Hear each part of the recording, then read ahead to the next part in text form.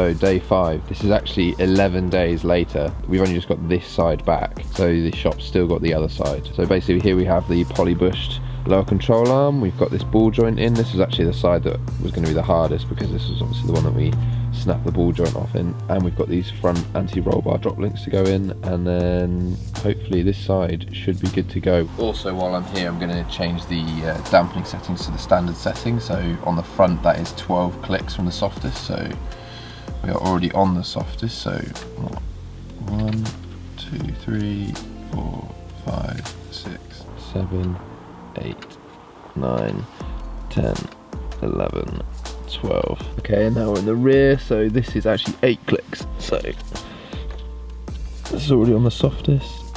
So 1, 2, 3, 4, 5, 6, 7, 8. Cool, there we go, all done.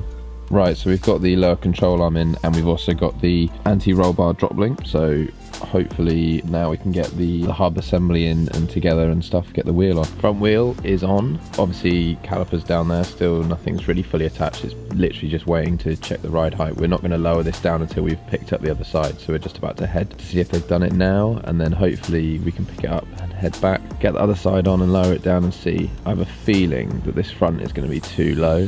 I guess only time will tell. So right, let's go and get these other bits hopefully.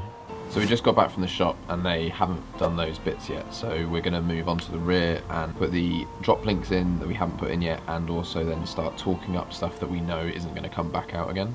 6.5 hours later. So both rear wheels are back on, we've torqued everything up, and now we are still waiting for this front lower control arm on the driver's side. So I guess we kind of just haven't really got anything else we can do right now, so we're just going to have some lunch and come back once we've heard something from the shop and we can go pick them up.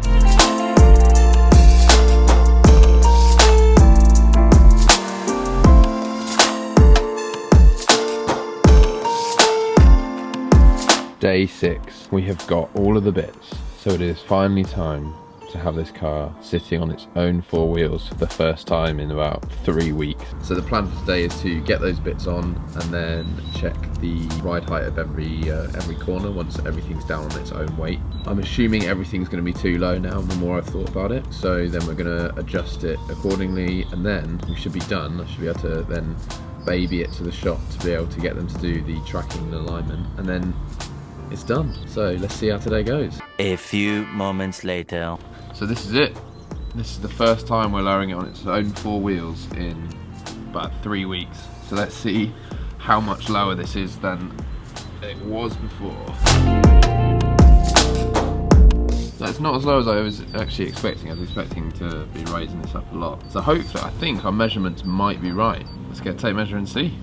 So let's measure the front first. So we're looking to be 81. So that is 91, which is 20 mil, not 30 mil, but the springs in the front haven't settled. In theory, the rear springs have settled because they've been on for over a week. So let's check the rear.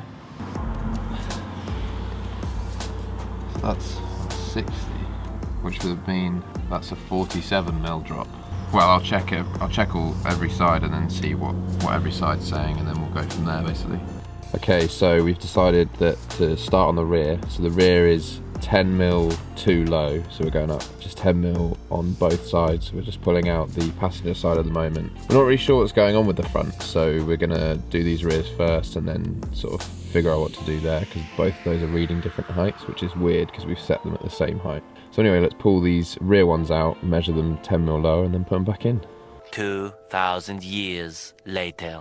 Right, so this is actually the driver's side. So we've done the passenger side, and what we found was, so we changed the thread here by 10 mil, and when we put it back in the car, it actually made 20 mil of a difference off of the measurement. So we're going to test that theory, and basically this is 5 mil different, so hopefully this should drop the car 10 mil, which doesn't make sense, but let's go with it as a theory. So we're going to stick this back in the car. Hopefully this is then right, and we can do the same on the other side. It has been about 3 hours, but we have finally finished the rear. It took us so long to get them both to match it for the heights to actually add up. The maths of it didn't really make sense, but anyway, we've got them right now, so both are done. And now we're going to move on to the front, which is actually the one I was more concerned about. So this is probably going to take just as long, if not longer. this is it for today. It is sleeting / raining, some sort of horrible weather, but it means can't really continue today unless we want to get absolutely soaked. But this could work out better because it means we're leaving the suspension to fully sit by itself for the first time. So hopefully when we come back to this tomorrow, it will be a little bit easier, maybe just give us more of a true representation of what the suspension's actually going to be like once it's down for good. So yeah, catch up tomorrow.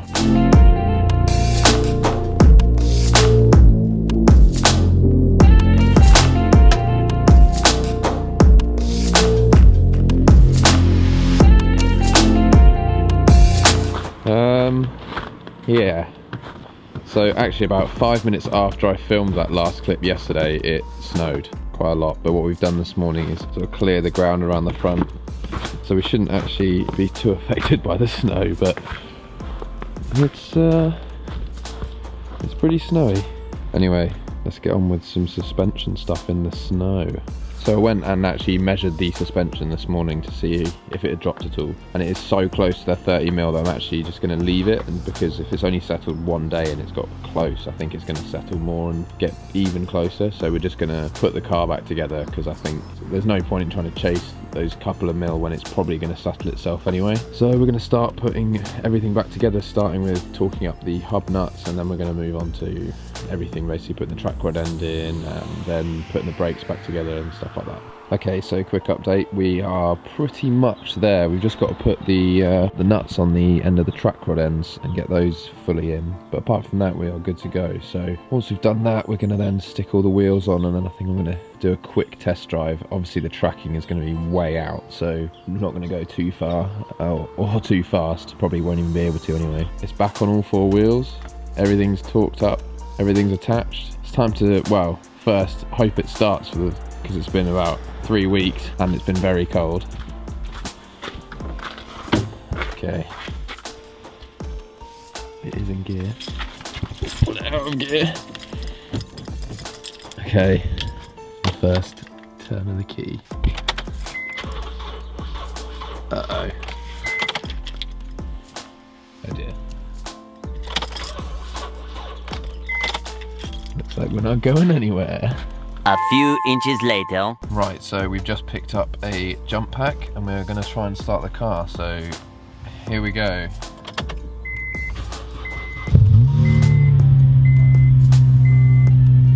She lives. Oh, I've missed this car. We've made it to get the tracking done. The drive here was actually not as bad as I thought it was going to be. I thought it was going to be skipping all over the place. Both the front wheels are definitely sort of more pointing in and at an angle, so turning is interesting, but driving in a straight line was actually okay. So we've dropped it off now. We're going to get it back in a couple of days, but it's done as far as we can do, really. I'm hoping it doesn't come down too much on the front because it was drivable. When I went over any bumps, it didn't like bottom out the suspension or anything, didn't get any rubbing, so hopefully it's good. We get it back and I can drive it.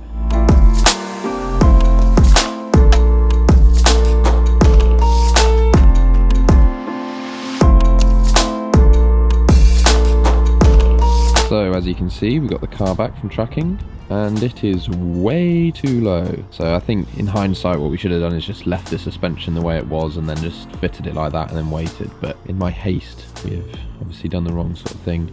It is still drivable and I don't rub at the moment. So I think my plan is that I'm going to drive it around for a few days, let the springs settle some more. I'll probably end up raising all four sides up and then have to get it tracked again. But it should be done after that, really. Hopefully it doesn't drop even more than this and it does actually start rubbing, because at the moment I can use it.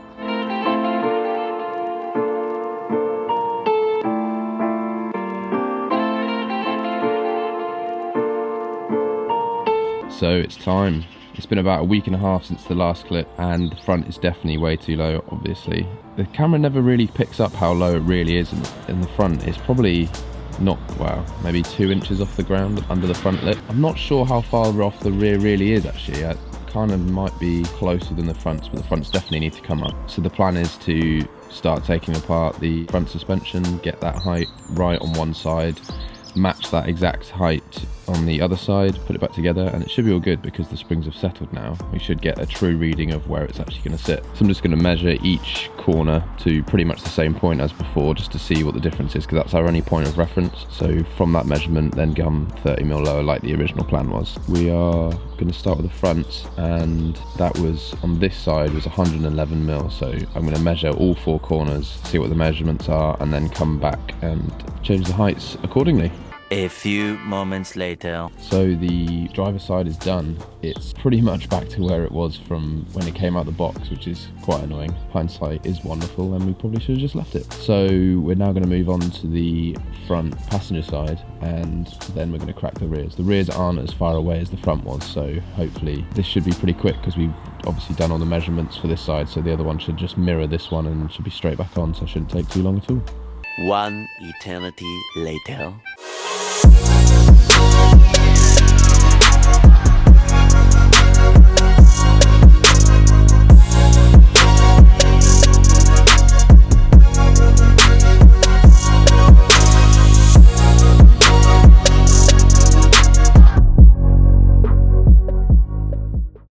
So guys, we're done.